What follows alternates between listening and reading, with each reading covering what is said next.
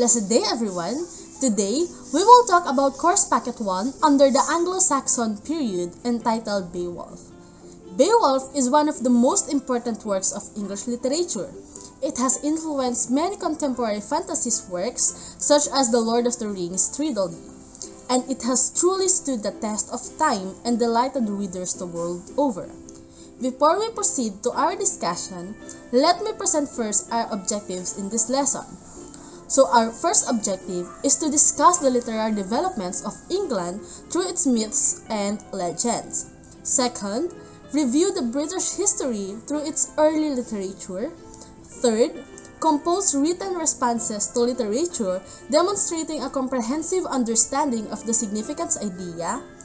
And lastly, discuss and express heroism in our everyday life. For our discussion, we will focus on 3 parts or concepts. First, under the introduction, we have Beowulf information, the summary of heroic poem, and the characters. Second, a Freudian take on Beowulf. So the theory of Sigmund Freud, id, represented by Grendel, the ego, represented by Grendel's mother, and lastly, the superego, represented by the dragon. And for the last topic, we have themes in the poem. We have good versus evil, identity, strength and skill, wealth, religion, violence, courage, morality, the supernatural, and tradition and custom. Let us start with the information of Beowulf. Beowulf was originally created by anonymous poet. It is one of the most important works of Anglo-Saxon literature and has been the subject of much scholarly study, theory, speculation, and discourse regarding when the poem was composed. The approximate time period of Beowulf is believed to have been composed between the 8th and the 10th century CE. It tells the story of the hero Beowulf and his battle against the monster Grendel, Grendel's mother, and the unnamed dragon. There is no evidence of historical Beowulf, but some characters, sites, and events in the poem can be historically verified. The poem was most likely written down by 2 monks in England. The manuscript now resides in the British Museum, and it is one of the most translated texts in human history. The plot of Beowulf begins with the king of Danes, Hrothgar, builds a lavish hall called Heorot, and have been terrorized by an evil named Grendel. A young warrior, Beowulf, came to his aid in repayment to Hrothgar for saving his father years ago. That's why Beowulf gathers 14 of bravest warriors and sets sail from his home in southern Sweden. That night, Grendel appears at Heorot, and Beowulf, true to his word, wrestles the monster without armor or weaponry. In short, he attacks Grendel with bare hand. He tears off the Grendel's arm at the shoulder, but Grendel escapes and returns its home and dies. However, Grendel's mother is plotting revenge for her son's death. He arrives at the hall when all the warriors are sleeping and carries off Æsir. So Æsir is Hrothgar's chief advisor, and she takes Grendel's arm. Beowulf seeks her out. He and his men follow the monster track to the cliff overlooking the lake where Grendel's mother lives, where they see Æsir's bloody head floating on the surface of the lake. During the ensuing battle, Grendel's mother carries Beowulf down to her underwater home.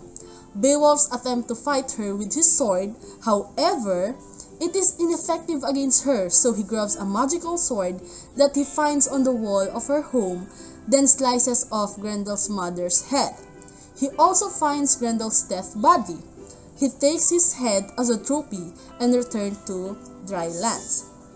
The Danes and Geats prepare a great feast in celebration of the death of the monsters, and the next morning, the Geats hurry to their boat, anxious to begin the trip home. Beowulf bids farewell to Hrothgar and tells the old king that if the Danes ever again need help, he will gladly come to their assistance. Hrothgar presents Beowulf with more treasures, and they embrace emotionally like father and son. In the second part of poem, set many years later, after the fall of 2 Geats, King Beowulf received the crown. For 50 years, he maintains relative peace with the other kingdoms until one day, a thief steals a jeweled cup from a sleeping dragon, and the dragon avenges his loss by flying through the night, burning down houses, including Beowulf's own hall and throne. Beowulf goes to battle with the dragon. During the battle, Beowulf breaks his sword against the dragon's side, and the dragon's engulf Beowulf in flame, wounding him in the neck. All of Beowulf's followers flee except Beowulf, who rushes through the flames to assist the aging warrior. Beowulf stabs the dragon with his sword, and Beowulf, in a final act of courage, cuts the dragon in half with his knife. At the end, he sees the spoil of battle one last time and gives his armor to his faithful companion Beowulf. The poem ends as it began, with the funeral of a great warrior. Now, let's move on to the characters of the poem. The first one is Beowulf. Beowulf was a hero and eventually king of Gilead. He is famous for his battle against three antagonists, which is the monster Grendel, Grendel's mother, and an unnamed dragon. Beowulf's boast and encounters reveal him to the strongest, ablest warrior around. In his youth, he personifies all the best value of the heroic culture, while in his old age, he proves a wise and effective ruler. The second character is King Hrothgar. He is the king of the Danes. Hrothgar enjoys military success and prosperity until Grendel terrorizes his realm.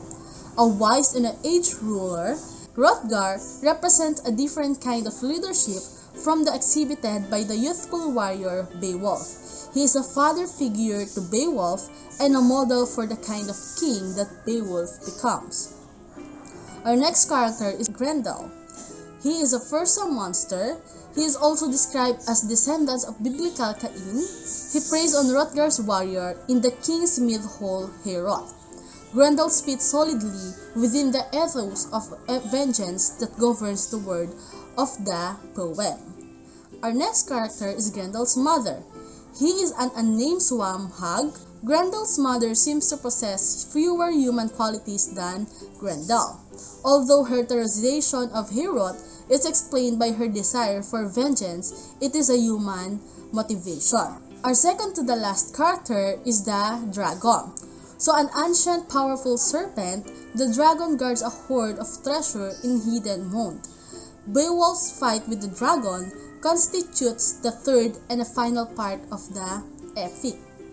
Our last character is Beowulf, a young kinsman and retainer of Beowulf who helped him in the fight against the dragon while all of the other warriors ran away.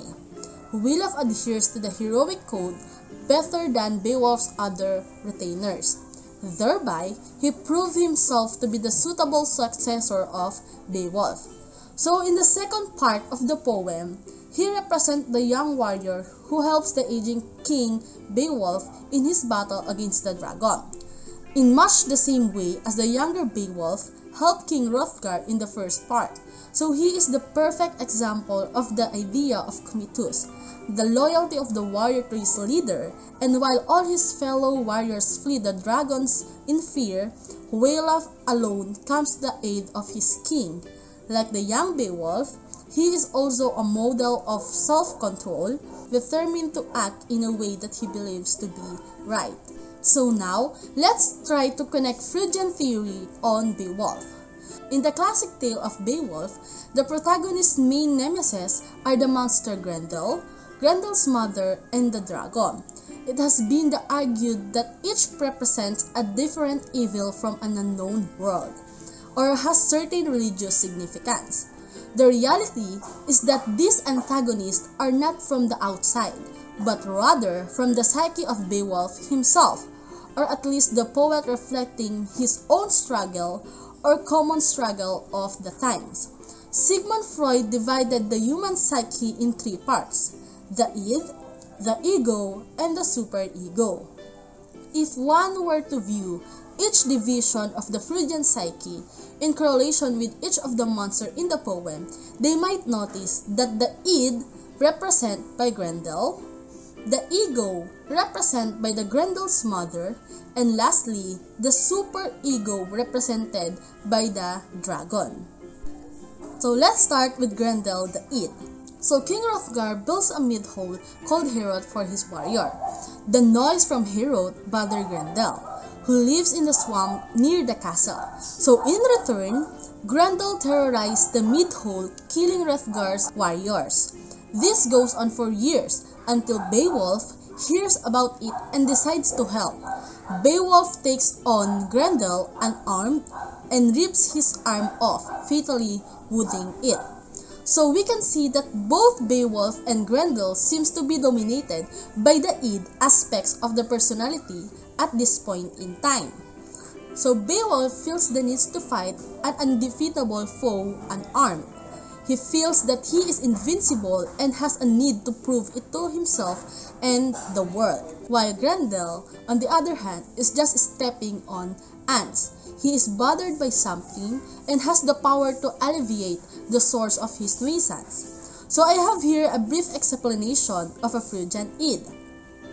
So the id contains our primitive drives and operates largely according to the pleasures principle, whereby its two main goals are the seeking of pleasure and avoidance of pain. It has no real perception of reality and seeks to satisfy its need through what Freud called the primary process that dominate the existence of infant, including the hunger and self-protection. So the energy for the id's action comes from libido, which is the energy of storehouse. So the id has two major instincts, which is the eros, the life instinct that motivates people to focus on pleasure-seeking tendencies. So eros, also known as the life drive, sometimes referred to as sexual instinct. The life drives deal with basic survival, pleasure, and reproduction, such as the sexual urges. While in terms of positive emotion, we have love, affection, pro-social action, and social corporation. On the other hand, we have thanatos. Thanatos is the death instinct that motivates people to use aggressive urges to destroy. So thanatos is also known as the death drives. So it is the drives towards death and destruction, famously declaring that the aim of all life is death. So the eros and thanatos, when we say eros, it is a life drive, and thanatos is a death drive. So Beowulf and Grendel took pleasure in what they were doing, displaying primitive aggressions in order to fulfill their primal needs at that time. So Beowulf was satisfying the eros, getting pleasure out of his daring feat, while Grendel was fulfilling the thanatos needs through his destructive action. So after Beowulf rids the kingdom of Grendel, the warriors celebrate. However, unbeknownst to them, Grendel lives with his mother. Grendel's mother wants revenge for the killing of her son.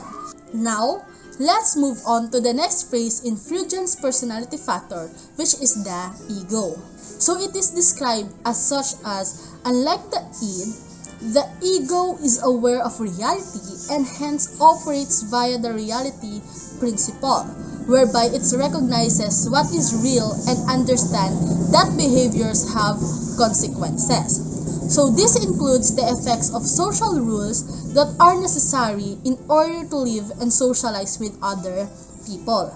So it uses secondary process such as perception, recognition, judgment, and memory that are developed during childhood. And the dilemma of the ego is that it has to balance the demand of the id and superego with the constraints of reality.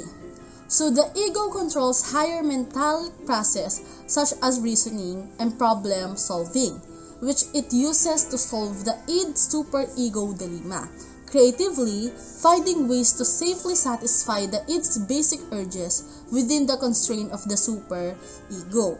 So psychologically speaking, Beowulf is growing. He has defeated his immature, compulsive counter-id Grendel. but now has to face the consequences, which is Grendel's mother. So Grendel's mother is still filled with thanatos and vengeance. So according to Beowulf 1545, so she pounced upon him and pulled out a broad-wielded knife. Now she would revenge her only child. While Beowulf still has the thanatos and eros instinct, the stakes have been raised. Grendel's mother is older, wiser, larger, and he has to face her on her own grounds, in the swamp. So Beowulf takes on the challenge, and showing growth, he uses reasoning and problem-solving skills. So the fight is harder than he thought it would be. During the battle, he is almost overcome by Grendel's mother, but his perception is keen. He notices a sword he knows only he could lift and slay her as well. According to Sigmund Freud's psychoanalytic theory of personality, composed of our internalized ideals that we have acquired from our parents and from society. So according to von Wagner, the superego works to suppress the urges of the id and tries to make the ego behave morally rather than realistically. So Beowulf knew he was going to die. Nevertheless, he was the king. It was his duty to protect his subject, unworthy as they were, even though it cost him his life. Here, for the first time, Beowulf was not fighting for the glory. In altruistic fashion, he did what was the moral thing to do. Here, for the first time, Beowulf was not fighting for the glory. In altruistic fashion, he did what was the moral thing to do. He was the only one who could kill the dragon. He knew this and put the survival of his people above his own life. His growth is now complete. He had no primitive drive to deal with. He was cognizant of the problem and he did what was morally the right thing to do. So I choose Freudian's personality factor for this comparison to Beowulf's antagonist for the obvious reason of each being represented in threes. So the true analogy, though, lies in the psychological factor of each of the demons represented, which is the fight with Grendel represented youth ambition, wayward haphazardness, and immature overconfidence in seeking out a venture, which could have dire consequence in the long run. So the fight with Grendel's mother was the consequence. After going out and taking on the extreme challenge, there was no thought as to what consequences might arise in the aftermath. So the outcome was that now he had to enter a fight with the more vicious and angrier demon. In the fight, Beowulf's maturity was shown, so the story appeals to be the rushes of youth and act as a lesson for future leader. So the fight with the demon was the moral of the story. You live by the sword, you die by the sword. So while Beowulf did grow and learn from the first two fights, the last fight was already destined to be. Beowulf lived as a warrior. It was only natural that he should die as one as well. This was his chosen path. However, in his old age, the lesson he learned in youth remained with him. He weighed the consequences and realized that as he was nearing the end of his life, his moral obligation as a leader and warrior was to his subject. So whereas the first fight was out of disposition, and the second out of effect, and the final was out of obligation. Thus, through his battle, it shows the psychological growth of Beowulf. Our first theme is good versus evil. So good against evil is a major theme of this classic English epic. The good is demonstrated through the character of Hrothgar and Beowulf, and the evil can be seen through the three antagonists, which is Grendel, his mother, and the dragon. So good traits are connected with the ideas of glory, loyalty, honesty, and heroic feats. Hrothgar shows generosity and fairness in his rule, while Beowulf shows bravery, courage, and wisdom when fighting Grendel's his mother and the dragon. while the monster Grendel is an extreme of an evil and corruption, possessing no human feeling except hatred and bitterness toward mankind. However, unlike human beings who can contain elements of good and evil, there seems to be no way that Grendels can ever be converted to goodness. As much as he stands for a symbol of evil, Grendel also represents disorder and chaos, a projection of all that was most frightening to the Anglo-Saxon mind. So good in Beowulf means strong, generous, and proud, and evil means demonic creatures from the marshes. So this particular battle between good and evil isn't as much about morals as it is about fate and reputation.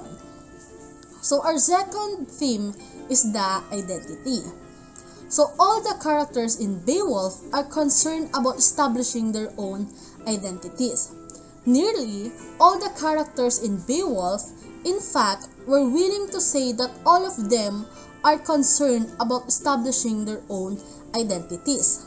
Sometimes, this literally means explaining who you are and where you came from, to get other people to trust you. At other times, this means boasting about your own achievements and exploits in order to create a positive reputation for yourself. Before the evil of job searching with the resume, medieval Scandinavian warriors had to sell themselves by talking themselves up, boasting, and making claims about their past victories.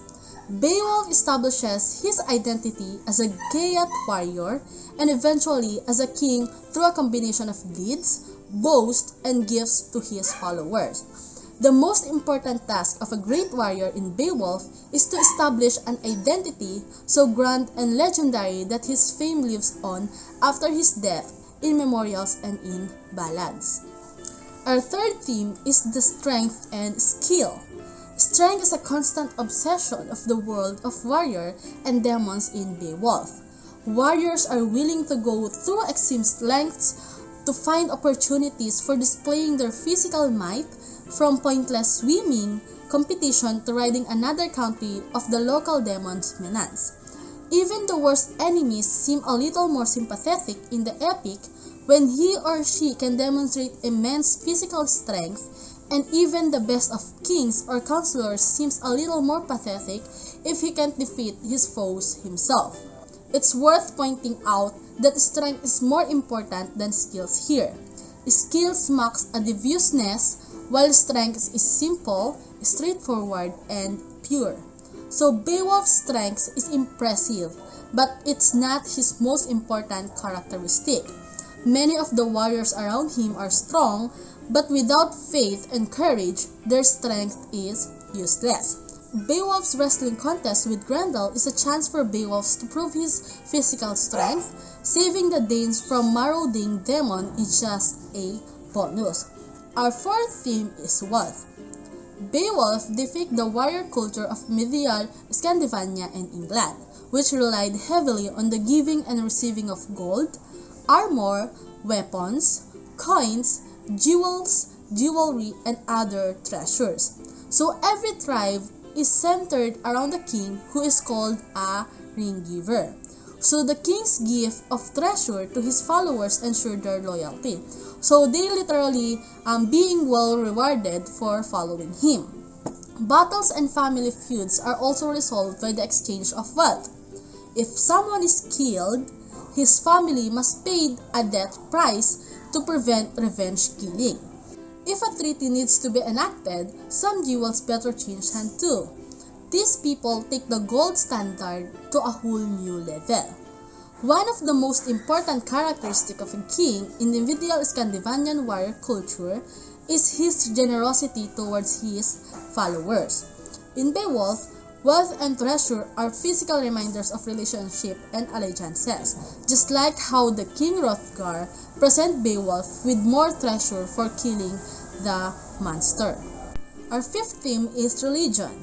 Religion is a touchy issue in Beowulf because the story is told in late medieval Anglo-Saxon Britain, which has been Christianized, but it's about early medieval Scandinavia, which is pagan. So the narrator of the poem compromises by making constant reference to God's decrees in general terms, but never discussing Jesus or the specific tenets of Christianity. Although the poet can't get away from the fact that he is hero. Beowulf would have been a pagan. He can suggest that Beowulf's trust in God translated easily in a Christian's context. The only specific reference to Christian story are the some shout-outs in the Old Testament, which is the story of Cain and Abel. So the conflict between the Christian perspective of the narrator and the pagan activities of the characters in Beowulf results in an uncomfortable tension between theologies. So our next theme is violence. So violence is a way of life in the Scandinavian warrior culture of Beowulf. When your hero's goal is to kill a local demon who's been attacking people and carrying off corpses by the dozen, you're going to get a certain amount of circumstantial violence. People don't just wrestle, they tear each other's arm out of their sockets. So just like what Beowulf did to Grendel, he tears off the Grendel's arm at the shoulder. So violence is depicted as a fact of life in Beowulf, something neutral that can be used for a good or evil purposes. Although Beowulf himself is a violent character, violence in the epic of Beowulf always have negative connotations. Our seventh theme is courage. Courage is the foundation of warrior culture that underlies the story of Beowulf. In the epic, a true warrior's bravery comes from a complete fatalistic attitude toward life and indifference of death. Beowulf himself is an epitome of bravery and courage as he visits the Danes and offers service to King Hrothgar. So he demonstrates his bravery when fighting Grendel and also goes under the lake to kill his mother. He finally locks horn with the dragon despite knowing that these are his last days. So our next theme is the morality. Hardly a line passes by a Beowulf without the narrator reminding us that everyone is going to die eventually. It's really a very morbid poem, in fact. The awareness of death is constant for medieval Scandinavian warriors who kill their enemies and watch their friends die in a daily basis. So in life, filled with uncertainty and violence, these fighters must accept that everyone shares the same fate, which is death. What matters, then, is to keep one's eventually death constantly in mind and try to perform great deeds so that you can be reminded by those who live after you as a great warrior. So by reminding constantly aware of their own morality, warriors in Beowulf prevents themselves from becoming overconfident in their own prowess and abilities. Our second to the last theme, we have the supernatural.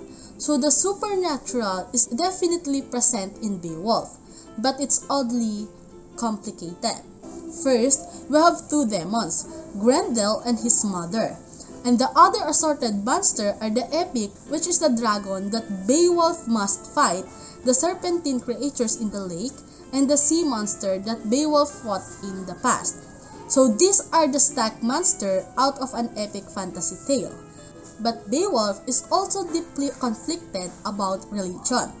The poet who composed the poem has strongly Christian worldview, but also know that the people he's telling a story about who are from distant past would probably have been pagans. So as a result, Beowulf fuses the supernatural together with the religious depiction of evil in a strange and interesting way.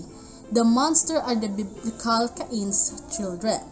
So instead of conflict between straightforward good and evil, Beowulf depicts a conflict between demonic fantasy creatures and the power of faith wielded by a Christian God. Because Beowulf himself seems to be stronger and have more stamina than a normal mortal man, he needs fantastic monster as his opponents. So lastly, we have tradition and customs. So Beowulf is one of the tradition and principle but not the kind we have today in the 21st century America. We're talking about the kind of principles that held together a savage tribe of warriors in medieval Scandinavia, where the story is set, or medieval England, where it has told. So principle like always pay money to the family of anyone you kill to prevent blood feud, and reward people who help you with gifts of gold and treasure to ensure their continued loyalty. So even boasting in a principle here, warriors are judged by how well they talk up their own prowess. One of the most important differences between medieval warrior culture is in 21st century American culture is the role is boasting, while contemporary American claim to value humanity. So Scandinavian warriors valued the ability to boast and self-promoter. So that's the end of my discussion. I hope you learn and understand the epic poem Beowulf. Thank you for listening.